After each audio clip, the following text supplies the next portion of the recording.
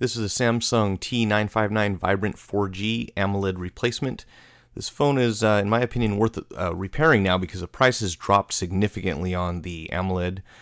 And we're going to start by removing the battery cover from the back of the phone. And once you do that, go ahead and take out your battery, your SIM card, and your micro SD card. Always make sure you get these three items removed from the phone. The battery and SIM card are hard to forget, but if you leave the micro SD in there, you can damage it during the repair process. So make sure you get that out. And we're going to start with 7 screws on the rear panel of this phone. 6 are on the perimeter, and 1's in the center. And you'll see here later on that I actually skipped over that one because I was concentrating on making a video, so I had to go back and remove it later. But these come out with a standard, a Phillips screwdriver. They're all the same size. You don't have to worry about mixing them up. They are interchangeable. And we'll start right at the bottom of the phone. There's a soft spot you can kind of get underneath with the pry tool. And then just very carefully work your way around the edges. Don't go too far. And of course, be careful. Watch out for the power button and the volume buttons because they have flex cables on the inside. And you never really want to go too deep. Just enough to get this unclipped and just kind of work it around on both sides. And you will notice here shortly as I get towards the top, I kind of skip over the volume button controls there. And I get stuck because I still have a screw right there at the top of the phone in the center. So as a rule of thumb, if you ever run into resistance when you're trying to pry something apart, more than likely you have omitted a screw or a clip or something that needs to be removed, which is exactly what happened in this case. And you'll see shortly here I realize that this is not going to budge, so obviously don't force it. Go back and take a look and you'll see that it's probably something that you missed. In this case it was a screw, and hopefully you won't make that mistake because you're watching this video. In any case, once we remove this, the rear panel comes off rather easily. There's not much holding it in place at this point. And on the inside we're going to have our power button there on the side, which I'll remove here in a minute so that we don't lose it, because it will fall out on its own if you start working on the phone and turn it upside down. We are going to begin with the antenna wire right over here, which is a pop connector. So just very carefully remove that, and I kind of move the antenna out of the way because the logic board is, you want to make sure you clear all these flex cables and route anything that might get snagged on the board as you're pulling it out. And then you see the little rubber piece fell out there. Put that back in later on. And here's our power button. It can only go in one direction, so it's kind of hard to mess that up also. So here we have our main AMOLED flex connector. We can disconnect that here. There's one at the bottom of the logic board if you were looking at the phone upright, that is. And then we're going to also have our audio flex cable here that we're going to disconnect. And from this point, if you're just very... one more thing. You do want to remove or separate the power button flex from the frame. So if you apply a little bit of heat, you can go underneath this, and it's very important because if you force the board out, you can actually tear that cable, and then you're going to have to do some soldering, and not to mention finding your replacement part. So just get between this, make sure you get between the entire cable and don't split it in half, and separate that from the frame. And from here, we can actually get the logic board out if we just kind of route those cables so that nothing gets caught up in there. And we'll go ahead and set that aside for right now and get to the fun part, which is watching out for these cables here on the bottom and prying along the edges, mainly on the top and the bottom, a little bit on the sides.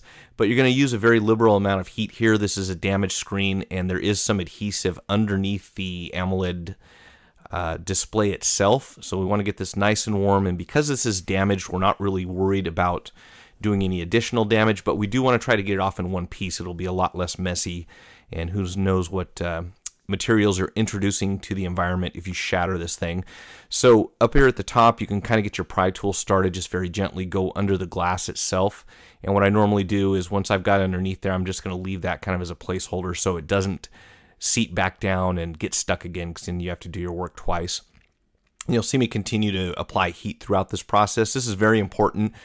These things will cooperate with you 100% more if you use the right amount of heat. If you don't use heat on these things, they're very difficult to work against the adhesive because they use some pretty sticky stuff here. Samsung's well known for that. So I'm going down the sides here. There's just a thin strip of adhesive under the glass that goes over the edges here, kind of overlaps a little bit onto the frame. And you'll see me again applying more heat, and we just go down the sides a little bit, maybe, I'm going to say maybe a 1/16 of an inch or so on the inside, but you don't want to pull too hard. We don't want this whole thing to come off just yet because we do need to go around the bottom and make sure that we separate the glass from the flex cables that control the settings, home, back, and search buttons here. So at the top, there's not too much to worry about, but when you get down to the bottom, you really have to take your time and, if possible, get a look inside the phone so that you can see where this cable is, because it's stuck to the glass, and you cannot just pull this off, because if you do, you'll damage the flex cable, and that's going to cost you probably another 15-20 bucks if you have to buy that replacement part, plus the additional work. So here I am heating it up even more, or again, and then I'm just going to go down the sides a little bit further.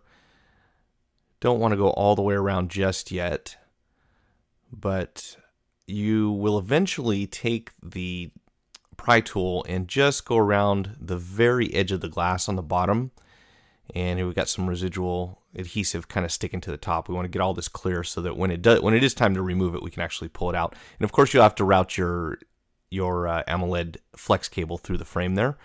So what I'm doing here is just heating it up again, and then I'm going to try to take a look down in between these two pieces and locate where that flex cable is once I've got enough clearance to kind of see inside there.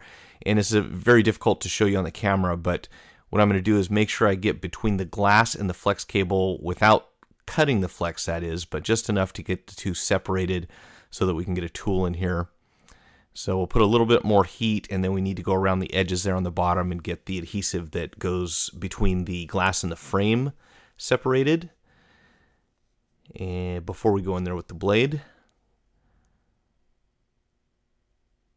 you'll see I'm going to just go underneath the bottom here, literally about a 32nd of an inch, just maybe a 16th, just enough to release that bit of adhesive that goes around the very edge. And then from here, what we've got to do is get between that glass and the flex cable very carefully. You see I'm using a blade. If you're not comfortable with the blade, use something else. You do not want to cut anything on the inside.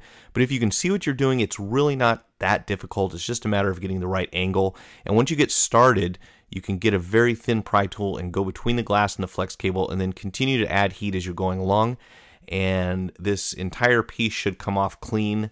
If it does, from here it's downhill. In the next video, you'll be able to see the reassembly. There's not a whole lot to it. It's basically just the reverse of the process.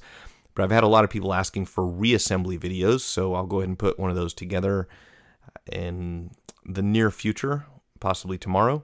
So you can see I'm just working again very gradually along here and applying heat.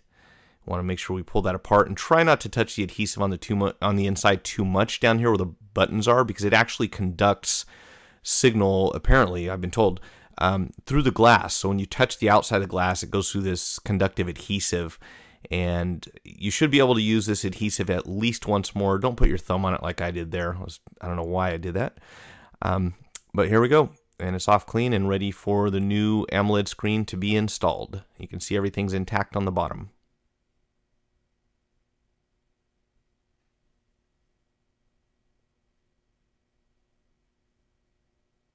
And that's where the adhesive goes under the display.